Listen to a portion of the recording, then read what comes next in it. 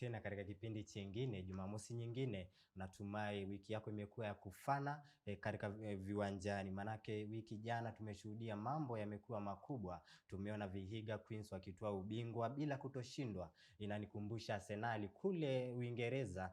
Kwa hiyo kongole Vihiga Queens na vile vile kongole Tusker. Tunao mambo mengi tu ambayo tutakuwa tunaangazia hapa katika mkoaji wa Sport Sugu. Awamu ya kwanza tutakuwa tunaangazia zaidi Sekafa, mambo yalienda vipi. Burundi na Uganda wanatarajiwa kufanya nini kule Morocco. Kwa hiyo tutakuwa tunaangazia zaidi katika awamu ya pili. Tutakuwa tunazungumzia zaidi kuhusiana na kandarasi ya wachezaji na usuluhisho, yule utaratibu ambao unafanyika katika kandarasi, kushughulika kandarasi ya wachezaji. Vile vile tukimalizia Sport Sugu Extra tutaangazia zaidi riadha, manake kuna mashindano ambayo yataanza kule Oregon Marekani mwezi ujao. Tutakuwa tunazungumza zaidi na Kiarie hapa. Kwanza naitwa Ekadeli Aita, siku zote mkali wa dimba. Kumbuka kwamba hichi ndio kipindi nambari 1 cha wanadada. Nipate katika mitandao za kijamii, kurasa wangu wa Facebook Ekadeli Aita, Instagram Ekadeli_L_Masai, Twitter Ekadeli Aita, na vile vile tupate katika mitandao zote za kijamii ya GBS TV Africa, mitandao zote. Mjomba, watume arafa wapi? Watume arafa kwa 21144 na WhatsApp 0742529011. Tarudia WhatsApp 0742529011. Wanipate pia katika mitandao yangu ni Kiari Mwangi katika Facebook, Twitter na LinkedIn. Na tuzidi pia kwa shukuru watazamaji, manake episode 08 tumekuwa na safari na tunazidi kwa shukuru kwa kutazama, kwa tupatia feedback. Yapi ya leo mjomba? Nakushukuru Kiari, manake naona leo umeng'ara. Leo una t-shirt tu, msimu wa baridi, t-shirt si kawaida. Si kawaida. Labda pia ni ile joto ya sport. Umefakamia madondo leo. Ile sport ile. Kiari, kwanza mwanzo tunahuzunika kutangaza mauko ya mchezaji wa Trans Nzoia Falcons. Anaitwa Marvel Simiu, ambaye aliaga dunia usiku wa kuamkia siku ya Jumatano. Hiyo ni Tuesday.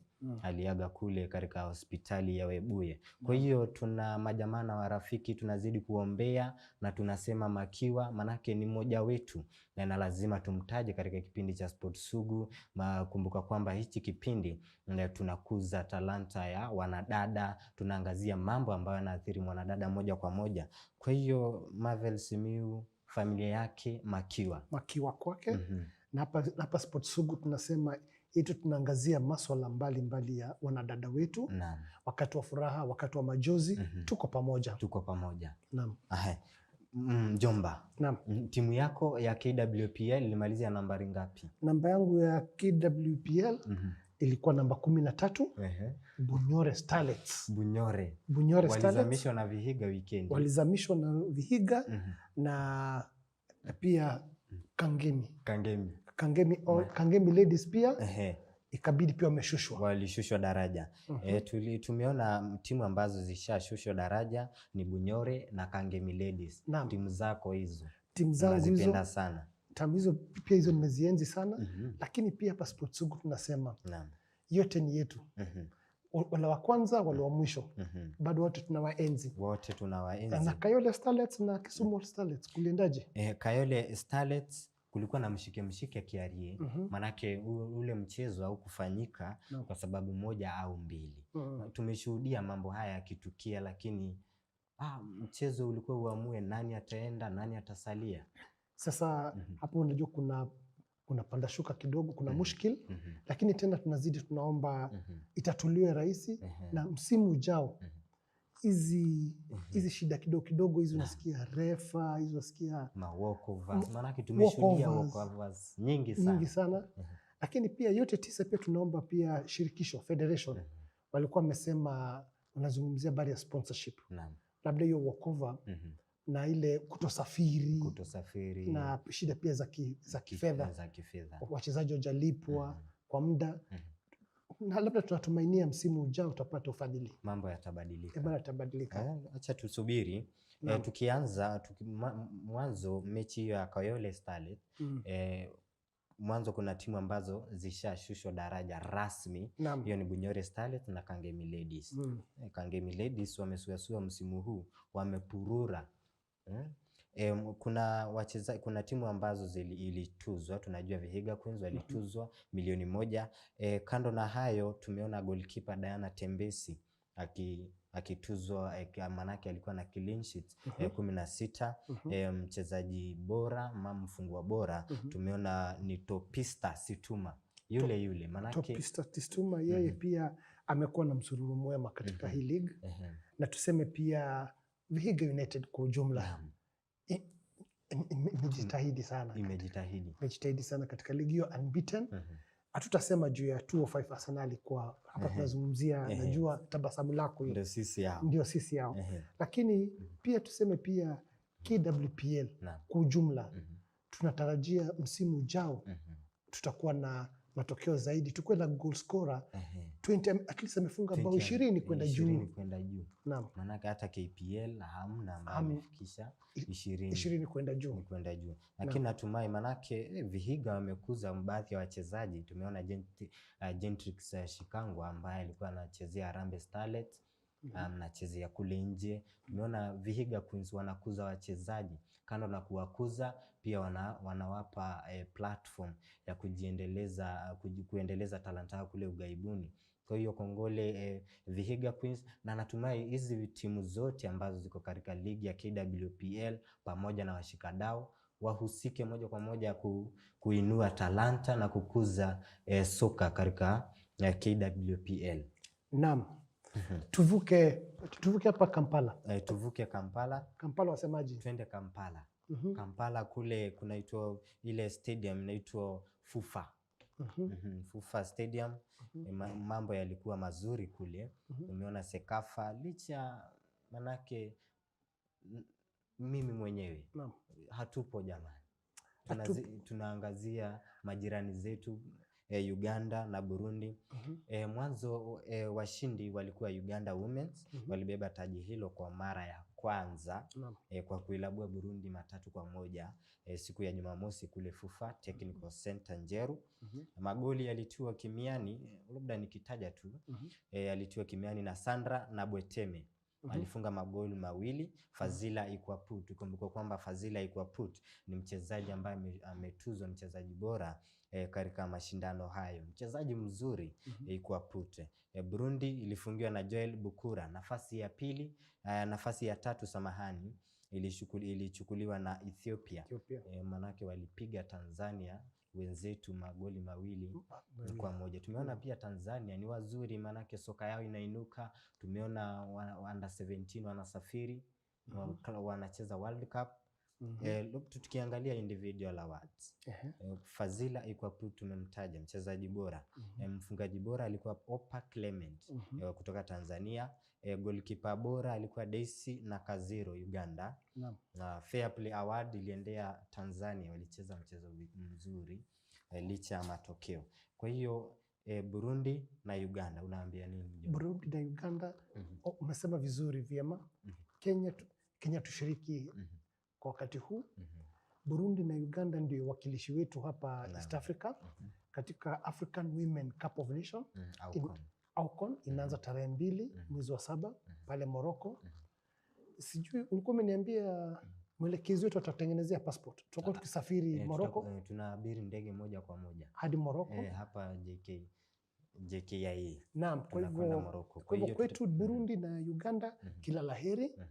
Manake wao ndio wakilishi wetu na tunazidi kuombea. Tanzania tuwataje kidogo. Tanzania tunaona katika federation, katika mikakati zao, structures zao, Tanzania inainuka sana. Inainuka sana. Sasa tunaona pia Uganda na Burundi kama wakilishi wetu nazidi kuombea. Naam, tutazungumzia mengi zaidi katika Sports Extra kuhusiana na Tanzania, Burundi kwa ujumla. Tutakuwa tunazungumzia zaidi. Lakini kwanza kongole kwa Burundi na Uganda ambao ni wakilishi wa Afrika Mashariki. Kwanza tutakuwa tunapumua, lakini baadaye tutakuwa tunajiunga na sport lawyer, tutamfahamu yeye ni nani. Tutakuwa tunazungumzia masuala zaidi kuhusiana na kandarasi na usuluhisho na vile vile mchakato ambao unafuatwa katika mambo ya kandarasi. Kwanza tunapumua, tunarejea hivi baada ya muda mfupi.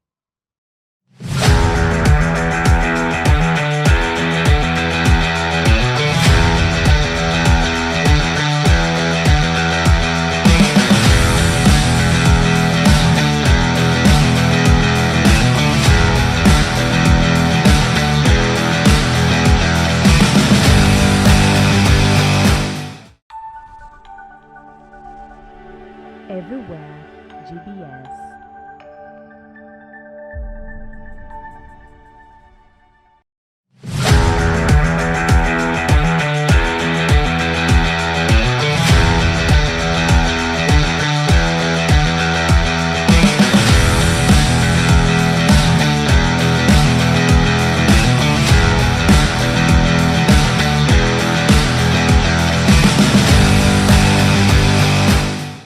Ndo sisi hawa tena, mtazamaji wangu, kumbuka kuzungumza nasi katika mitandao za kijamii ya GBS TV Africa. Pia tutumie arafa katika 21144. Katika awamu ya pili tuna mdahalo ambao tunazungumza masuala zaidi ambayo yanahusu mwanamke moja kwa moja na vile tasnia wanadada katika spoti, mambo zaidi ambayo yanaathiri wanadada zetu. Lakini leo mada ni kwamba sports contracts and arbitration, kandarasi na usuluhishaji. Kwa hiyo tutakuwa tunazungumza zaidi. Tunaye wakili hapa atatuzungumzia. Kwa hiyo leo Kiaria ananishtaki, nasema kwamba ananishtaki. Kiaria, lazima nikushtaki, manake kwanza nastua guess sana na Kiswahili. Unajua sasa sisi tunatoka Luopind, sisi tunatoka kule Lakeside. So kusema mdahalo. Today our viewer, we are talking about sports contracts and arbitration. Tumekuwa tukizungumza about wachezaji kwa kiwanja. Tumekuwa tukizungumza pale, tumekuwa na dada yetu Faith na Shipae akatuambia kule Iten wale athletes walituambia their husbands, their coaches, they are also their managers. Ati madama analetoa tu yake jioni, chukua hii hajui kunaenda vipi. Tumeenda pia KWPL, tumehudhuria baadhi ya mechi, tumeona hawana ufahamu wowote kuhusiana. Tulikuwa na Nakuru, tunauliza mtu shirt sponsorship, nauliza what does this mean, anauliza hiyo ni anasema mimi provided, mimi nimeitwa na coach, nimepiga tizi this week, nimecheza. Aende hoteli wakule waende nyumbani hivyo. Sasa ukimuuliza mwingine alituambia na Kadeli hapa ati I fear signing ndio isionekane mimi ndio juaji. Ati so alipouliza terms of engagement aliambiwa ikizungu tuachie. Wewe kazi yako sign hapa, ingia kwa kiwanja. Lakini mimi na Kadeli acha tuache kubahatisha. Tuko na akili hapa, wacha tuache kubahatisha. Tumeona pia AFC Leopards kuhusiana tuna hayo masuala ya contract. Tumeona wamepigwa marufuku kusajili wachezaji kuhusiana mambo na contracts, sports contracts, kusajili wachezaji. Tunayo wakili hapa, atatuambia kunaenda vipi kule. So wacha tumkaribisha rasmi. Welcome to the show, Brenda Ongalo. Thank you very much. I'm glad to be here. Glad to be here to talk about contracts. And your part mnasema arbitration. I'd rather we talk about it as conflict resolution generally. Okay. Yeah. Arbitration. So sports contracts and conflict resolution. Conflict resolution. Yes. So but kwanza Kadeli, as is norm, who is Brenda Ongalo? Tumjue ni nani? Unajua who is Brenda? Amekuja tu. Who is Brenda? Brenda Ongalo is an advocate of the High Court of Kenya and a sports fan. So I'd often like to refer to myself as a sports lawyer because of that interest in sports and particularly football and a bit of athletics. So niliangalia nikasema okay, now mimi ni wakili, yes. But there's an aspect of the law in everything. So hii field yenye niko passionate about, this sports field, it has a lot of law in it. So what can I do? What is the legal aspect of it that I can involve myself with? So that is why I ended up becoming a sports lawyer. Amesema ni fan. I am a sports fan Amesema and pia a sports lawyer. Pale pa sports fan najua Kadeli ananiangalia kijicho. Sijui tumuulize timu yake. Najua Kadeli no where you are getting to. Timu yake tu local local team. Najua wewe ni My local team for the women football, Kisumu All Starlets. Kisumu All Starlets. Then I do have Gor Mahia FC. Serikali. Hata kama saizi. Tumeona Kisumu ilikuwa ina Kisumu All Starlets. Kwa hivyo labda tumuulize kabla tuendelee, so that because actually last Sunday Kisumu All Starlets na Kayole Starlets, that game was abandoned. Na Hash is a fan. Mwenyewe amesema tu roho yake iko kwa Kisumu All Starlets na Gor. Kisumu All Starlets na serikali. Sasa just before, even as we get to the name, because that game ilikuwa na a lot of mushkili, whether it was abandoned, whether it was fair play, whether it deserved to be, because the relegation battle was clearly between those two teams. What is your comment, Brenda, before we get?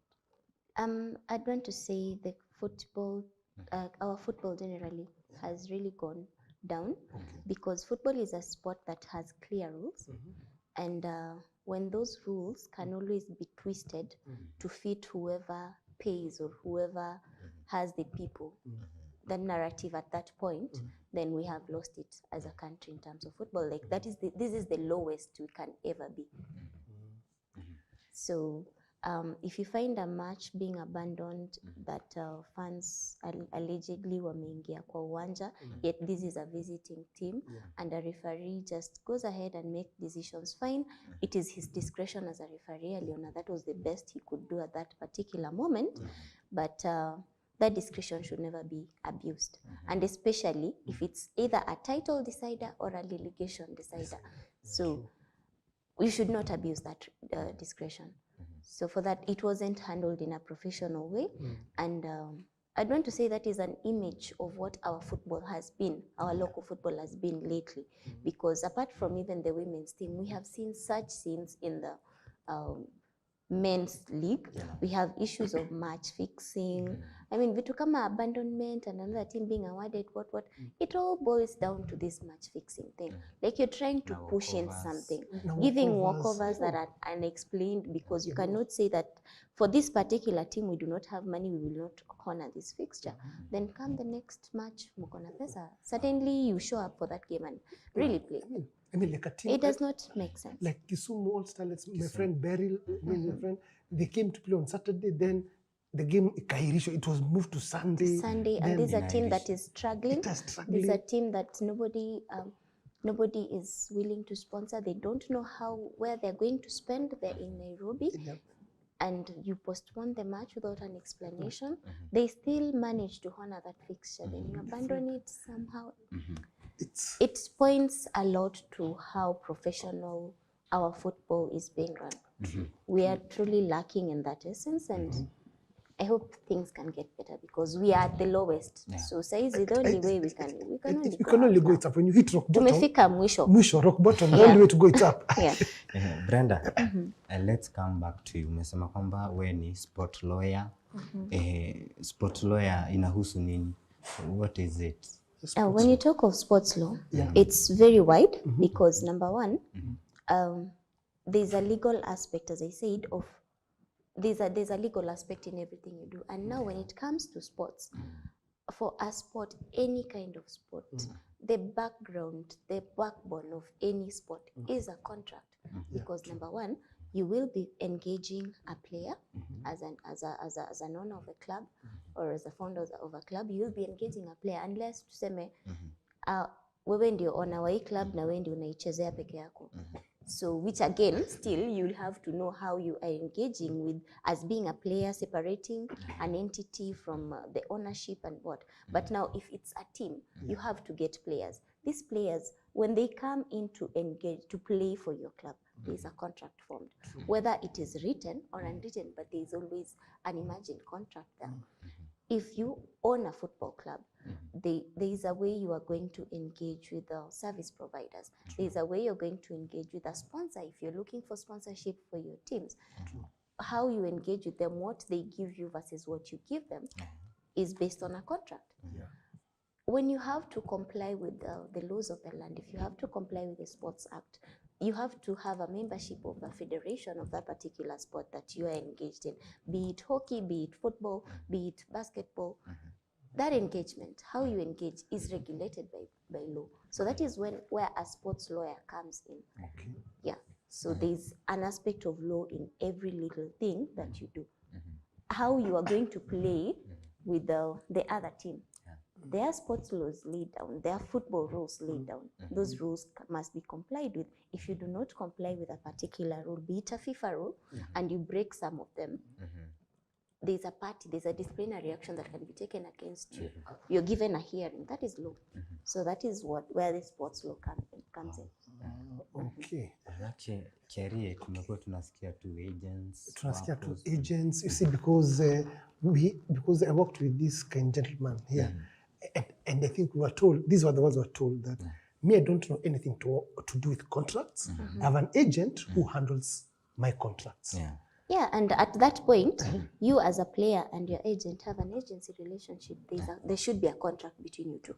So they should. As to what to what extent are they going to represent? A contract between a player and that's an agency relationship that has been formed. You need to have an agency contract at that point. That point. Yeah. Because I think, and Akadeli, I think that's why I think today we're in good hands. Because that player told us, Altuambia, me, I don't know anything about contracts, ask my agent. So we asked, so you kazi yako ni? Akaniambia, mi kazi yangu, I give out my bank details after everything, napatanga pesa yangu. So they don't know how much are the terms of engagement. So I think to start off our show, Akadeli, because we have now had, we have known a broad background of sports law. Let's start with the agency, because that's where a lot of our players here, they have this thing of, unaona kule majuu. Kule majuu, you talk to the big shots in all sports discipline. Anakuambianga nini? Talk to my agent. So pia sisi, we are copycat Kenya. We have this, Brenda is my agent, talk to my agent. So agency contracts, I think that's where we need to start off, because that's a lot of area. Hata kiari ukiangalia ligi za KWPL, utapata kwamba asilimia kubwa hawana ma-agents ya wachezaji. Hawana. Hawana. So agency contract, agency relationship. What is to define who an agent is in the simplest terms, it should be a representative or somebody just to represent your interest to a party, to another party. So you have granted this person authority to act on your behalf. So everything that they're supposed to be doing are basically in your interest. So if they are going to negotiate a contract with a particular team that you're going to play with, it should be in your terms. Yeah. So they should be able to consult with you and ask you, fine, tumepata hii team, unafaa kwenda kucheza, these are the terms that they're tabling, are you okay with them? And in most instances, you'd advise somebody to get an agent that is conversant with that particular area, because what's the need of having an agent who does not know how that particular field operates? Anafaa kurepresent your whole interest in that particular area. So anafaa akwe ni mtu mwenye anajua, okay, this is how football is supposed to be. This is how much you're supposed to be paid. This is a sign-on fee. This is your monthly payments. These are your bonuses, your allowances.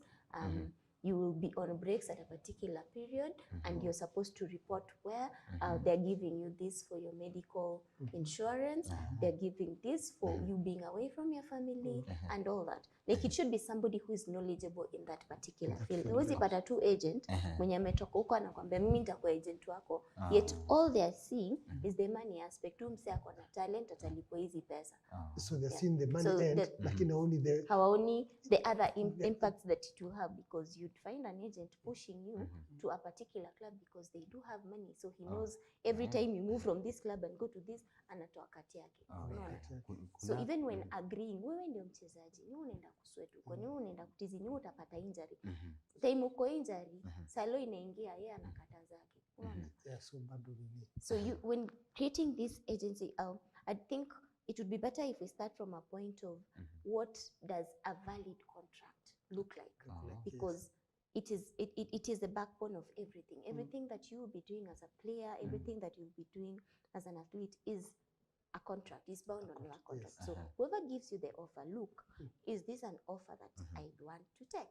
Then you accept. So that is offer, acceptance. Then there must be a consideration. Now Yes. that is the money aspect of it, money. the value that you're getting out of it. So as a player, fine, nitakuwa nikicheza, the consideration is the salary that you'll be paying me. The consideration on the other end is the services that I'll be providing. So you see, in a balance. Then there must be intentions to create legal relations. Like, wezi sema, ati mimi naingia tu kwa hii contract, nacheza kidogo, siku nimeboeka nasikia kutoka. Like, so after 2 months, neza toka. So you have to have intentions to be bound by this contract that you've gotten into. So that intention must be clear from the time you're reading this and from the time you're signing 2 years, it. like sign. Yeah, because like that, even for the 2 years, agent, even for the agent, because when you're signing this agency relationship, okay, mimi nataka uko agent wangu, the scope of this is you'll be getting 10% from my salary or 10% from my sign-on fee. Will it be one-off? Will it be monthly? Will it be every time I make a particular move? Like that consideration has to be very clear, so that usikuje kusema eti leo nasikia nitachukua 30%, kesho nitachukua 80%, kesho no, it has to be so clear how much amount are you being given, even if it is in terms of percentages. What duration are you supposed to be paid? To what accounts are these supposed to be paid? And all that. And then you also have to look at, after you have accepted, this contract has to be legal. And legal in the sense of you are not committing a crime by signing this, because you cannot purport to be an agent. Itiwe ni agent wangu umetaka kwenda kuiba. You're committing a crime. So it has to be legal in terms of and then you also have to have capacity. You cannot enter into a contract with an underage person. You cannot enter into a contract with an insane person. You cannot enter into a contract where you have threatened this person, umemtisha, ama hata si kumtisha, umembribe, or as you've said, the issue that we're having in women's football mostly is their managers, their bosses, their coaches, double lovers, their boyfriends, and their whatever. So there's some sort of coercion, sexual coercion, like you're giving up something for sexual favors, you're giving sexual favors for a contract, a chance to play. So there has to be that aspect of you're doing it freely. Like, you know what you're signing, you have not been coerced. Mtu hajakwambia anakupenda so that you sign this. Mtu hajakutisha, like you have not been threatened and all that. So it has to be free will. And then another, this basically sums up what a contract is. But again, there's this aspect of contracts are bound to fail at some point. Disputes will arise out of it. So a proper contract would give you a way out. Should things go haywire? How do we approach this? Because the nature of human engagement, disputes will always arise. Mtakosania kitu, ama hata kama hamjakosana, you may find greener pastures and you want to move. A contract should not be used to just bind you. Sasa wewe utaitoka hapo, umpata chance ya kwenda kucheza upro, but huwezi toka. Because kuna hii contract ulisaini imekufungia hapo 5 years. It should provide you a way out. Like, if I leave before this term expires, what am I losing, or what should I give so that I leave? Because pia ni poa kutoka in a good way. Hautakuwa ukienda ukikosana, it does not make a good name for yourself. Tu kazi yake ni kuabandon vitu, ama amekata kulipa ido, ama hata kama wewe ni employer, player akikwambia okay, time yangu imeisha, unaona player amepata a better place to go and play, unamkataza kutoka, unaanza kumfrustrate. So you should find a dispute resolution mechanism in that particular contract to say, okay, fine, should an issue arise, should I fail to pay you after this duration, where do we start? Do you as a player go to court direct? In as much as, the Kenyan law, the contract law, there's nothing, a contract cannot be made that bars you from going to court. Like, that bars you from seeking legal interest. But you should start from somewhere. Because because saa zingine mmekosania kitu kidogo, rushing to court is not always the best. So it should maybe offer a chance for mediation. It should offer a chance for arbitration. It should offer a chance for just having people talking around and sorting these amicably. Yeah. So a good contract basically must have all those aspects that I have mentioned. Keri, manake tumeona kule pia majuu kuna baadhi ya timu ikisajili mchezaji tuseme kwa amepewa kandarasi ya miaka 5 na kuna timu ambayo itakuja ingilia kati msajili. Kwa hiyo faida huenda kwa timu ya huyo mchezaji ambaye ile timu alikuwa amesign contract ya miaka 5.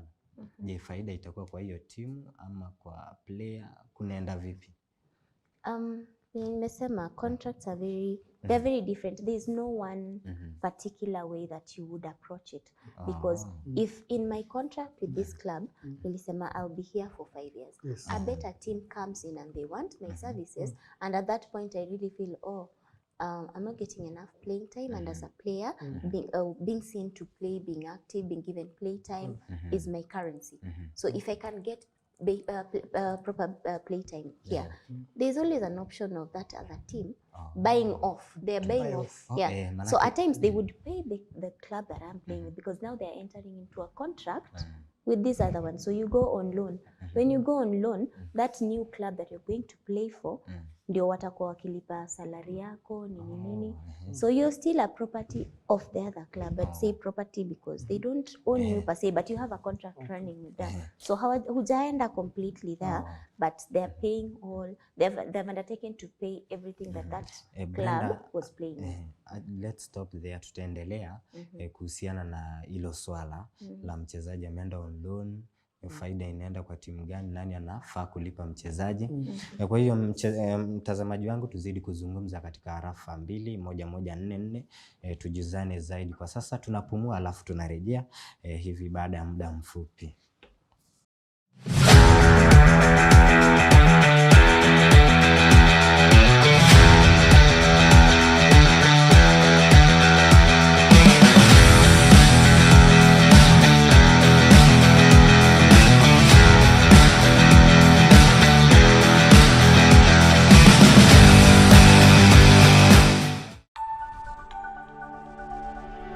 Everywhere GBS.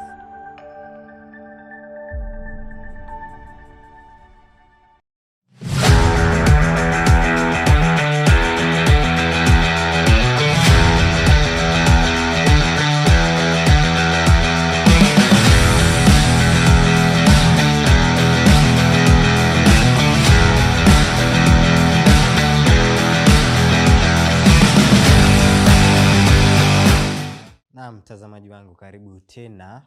Tunayo mada ambayo tunaangazia zaidi, tuna mdahalo ambao tunashiriki kuhusiana na kandarasi, kutia kandarasi.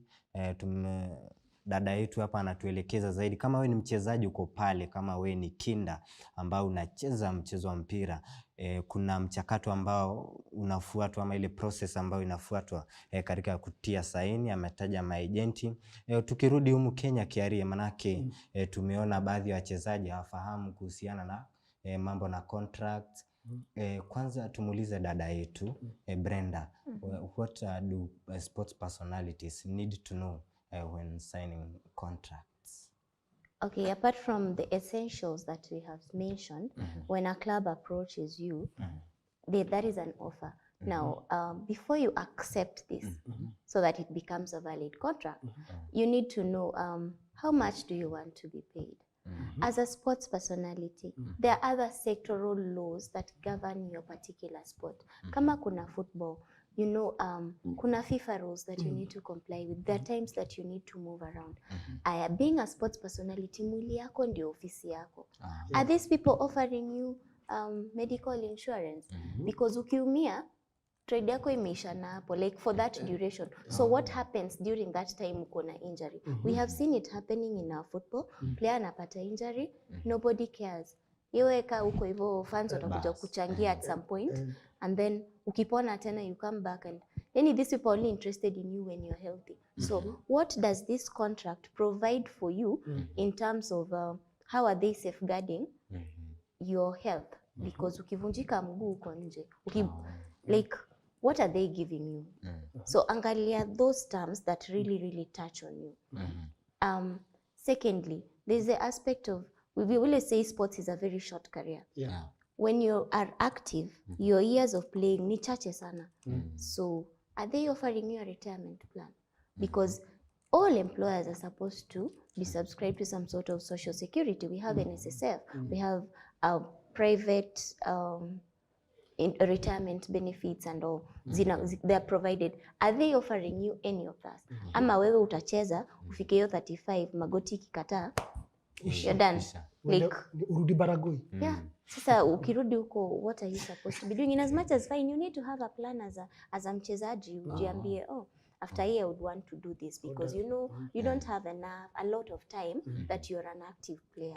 But apart from that, again, you need to, apart from having a club provide for your medicals and your retirement, you need to look at, you don't want to confine yourself to just playing when in Kenya. Okay, like ama wewe unataka tu ucheze, ulizaliwa Siaya whatever, wakakusign, unataka tu ucheze tu hapo. So what are your prospects of growth? This contract should, you want to go pro, but unapata umesign contract yenye inakwambia umesaini contract, but within ukitoka hii club yetu ufai kuparticipate in a club that does the same thing or in the same league in the next 3 years. Time yako itakuwa imeisha. So you really need to be keen on how much you're earning, how much, because saa zingine you'd want to say money is not the motivation, but that is your currency at that point. Like you're offering them, utawin now league, utacheza now, you'll keep them in the top league, they'll get sponsorship. And then it is also important to know that these clubs that you're going to sign for, they also have external contracts. And your image as a player may be subjected to use from time to time. Because hutasema, a sponsor is, I don't know if it's okay if we do mention a brand, but a betting company comes in, SportsPesa comes in and wants to sponsor this club that you play for. At some point, they want to use your image as an athlete because it is your performance. Wewe ndio player, umejituma, watu wanakujua, you are the top scorer in that league, umejituma kabisa. Then apart from this sponsoring the team, they approach you as an individual and they want to use your image because they know you will sell.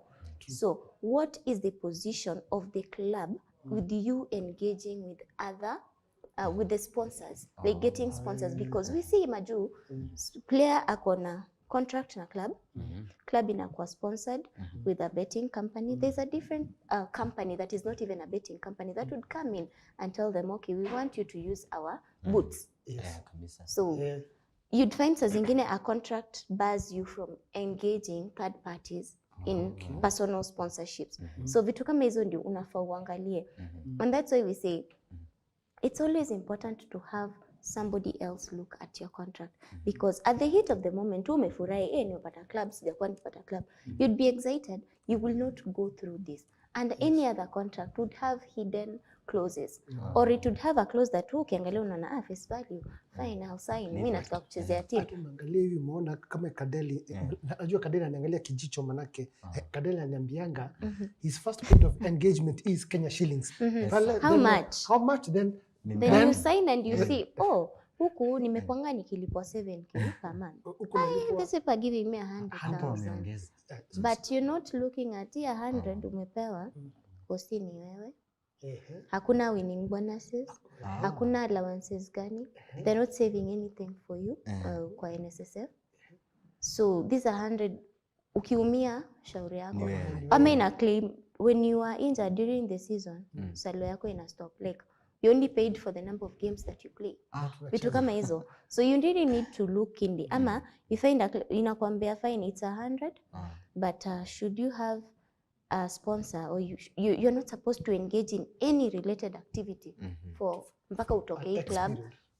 Hata ukitoka hii club for about 3 years you're not supposed to engage. Kwa hiyo lazima upitie kwanza. Pitia yote, soma, uangalie all the aspects of it. Na nikuulize Brenda, what is the Kenyan situation? Because hapa hivi sports SUGU Manake is a dedicated women only. Na tunaangazia all sports. All sports hapa ni hockey, swimming, all sports.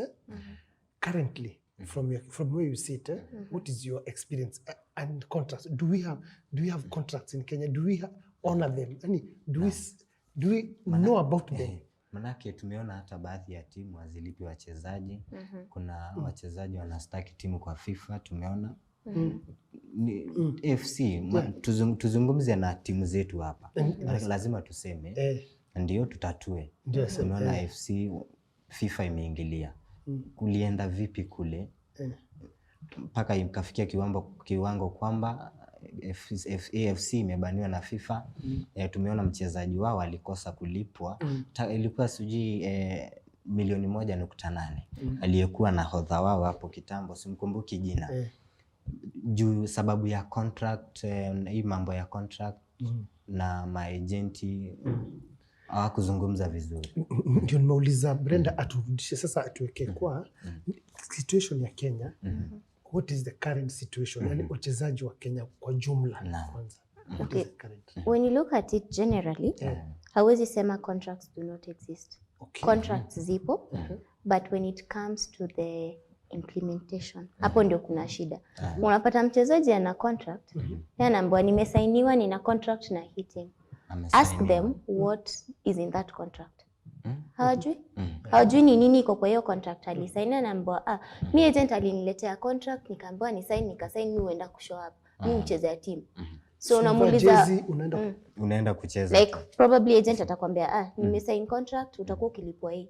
Any other detail in that contract haipo. Then you find now a player gets a chance to go play elsewhere, anafaa kutoka, club inakata kumpea clearance because contract yake apparently inasema hivyo. Unamuuliza, okay, do you have a copy of that contract that you signed? No.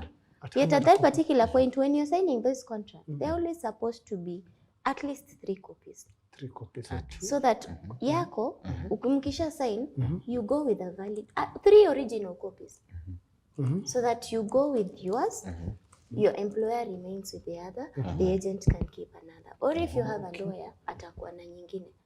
Just so that you, like, you know chenye uli sign, ndio hii, because why sign something na haujapewa hiyo copy? Akienda akaigeuza, change tu hiyo part yenye uli sign pekee ndio abakisha. Amechange hizi terms zingine. How are you supposed to? So for AFC, manake Kadeli, because that is a very specific case. What might have happened? Nini? Je, kuna rules ambazo ukiona FIFA inaingilia kati, it means that the FIFA rules have been violated in a way. Because as I said, being a player, you also have to be aware of the sectoral laws for that particular sport that you're involved in. If FIFA rules provide that as a football club, you fail to pay your players for 3 months consecutively, they are free to leave, despite the fact that kuna contract ama kuna, like, we'd want to call it in law vitiating factors. What would invalidate a contract, or what would make it okay to leave a contract? So number 1, you have broken that rule of the rules, part of the laws that govern that particular sport. So if you have not been playing, if you've not been paying your players, imefika hiyo 3 months and a player decides to leave, they have left, you're supposed to release them. Haufai kuwasumbua eti wewe umeje uko na contract na sisi na tuko na contract na haunilipi. So nikiamua kutoka na niende nikushtaki, FIFA will listen to me as a player. But now you see, for that it must have been a player that is so aware of the FIFA rules. And this is a player that is also so aware of the contract that they signed. Ndio arudi kwa FIFA aseme, okay, mimi nilichezea hii team ama I coached this team and they failed to pay me. Because there's also the aspect of coaches pia. It's not about wachezaji peke yake.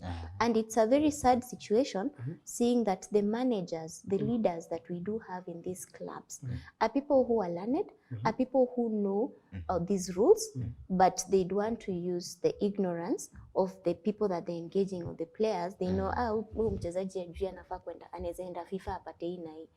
So moja time mchezaji anafunguka macho, it may be too late, because most of these issues always have a time limit within which you can report something, or you can report a violation. So by the time a player realizes mi nilikuwa nafaa kutoka hii period na nikitoka hii period club inafaa kunilipa pesa zangu na nafaa kutoka.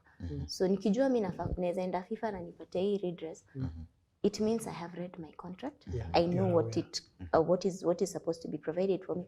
And even in a case where you have frustrated me and I don't have that copy of my contract, as long as we always say that acceptance can be silenced. You need not saa zingine unaambiwa tumesign tutakuletea contract to sign. Time inaenda tu hautailetewa.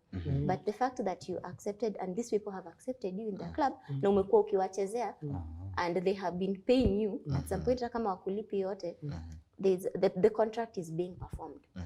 So there is an implied contract. So implied contract ni ile labda mimi nimeambia Ekadeli nimemwalika kwa club yangu lakini namdilisha contract, namwambia nitakupatia contract next month. Kila siku ukimuuliza jioni wewe ngoja kesho tukutane nikumbushe ni hiyo contract. But mwisho mwezi namlipa. Na mwisho na yeye pia anakuchezea. Unaona?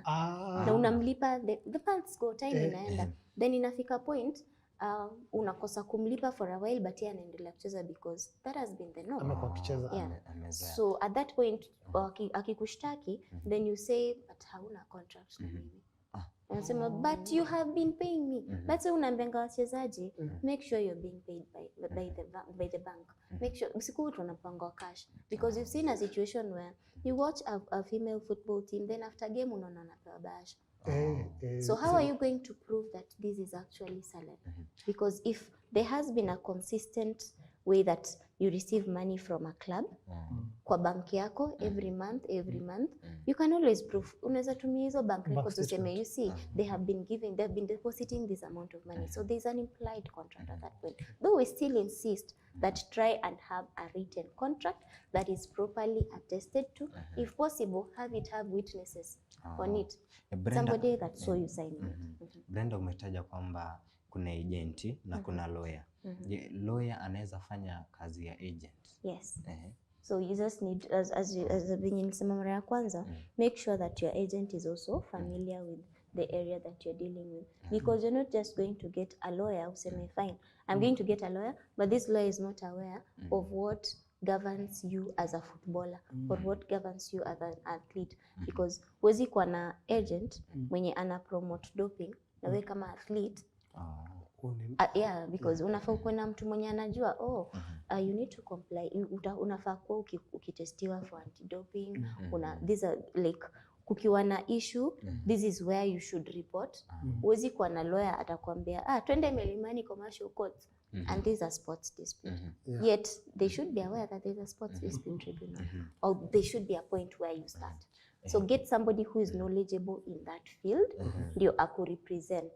So it can be a lawyer, it can be just somebody who knows, at least akuwe na hiyo background knowledge of that sport, ndio hata akisoma hii contract, because contract ya sale of land na contract ya sport, they are very, as much as the principles are the same. Na nini, Brenda, kabla ya Kadeli akuulize ile swali, najua ile swali nataka kuuliza, maanake amepata wakili leo.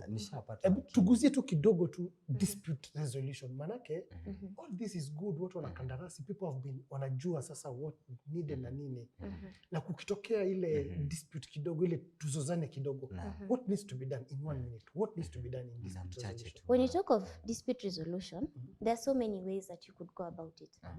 And the first one, like Mimi, I would always advise that you try ways where both parties live satisfied.